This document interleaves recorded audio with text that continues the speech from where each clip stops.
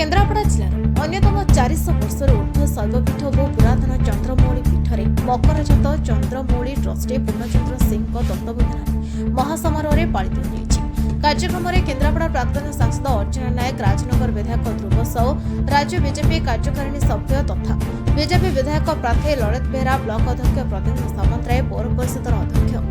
हेमंत साहू, ग्रामांचल थाना अधिकारी श्रीकांत कुमार पारिक, उदिकण स्वाभिमान मंचर संयोजक समाजसेवी नलिनीकांत स्वाई, 7 नंबर जोन बीजेपी मंडल सभापति तथा सांसद प्रतिनिधि स्वागत दास, 7 नंबर जिला परिषद रंजन विश्वाल, चंदननगर सेवा समन्वय समितिर सभापति सुरेश चंद्र पंडा, युवनेता ज्योतिप्रकाश प्रधान, 8 नंबर युवनेता पिंटू दास, समीर प्रधान, चंदननगर सरपंच बनोज सेठी, समिति सभ्य मानस मल्लिक, प्राक्तन सरपंच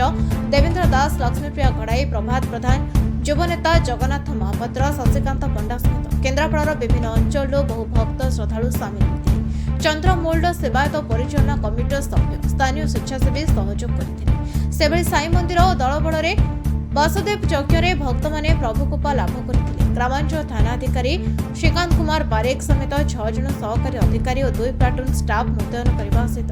निजे सकाळ 7टाରୁ रात्रि 7ଟା पर्यंत रही भक्त दर्शन को सुचारू भाव ट्रस्ट बोर्ड अंचल ध्रुव अन्नपूर्णा सेवा कला परिषद तरफ समाजसेवी नलिनीकांत स्वाई अशेष धन्यवाद अर्पण करते। मकर पूजा 8 ରୁ 10 हजार भक्त सामिल होते। पटामुंडाई अशोक कुमार रिपोर्ट आवाज।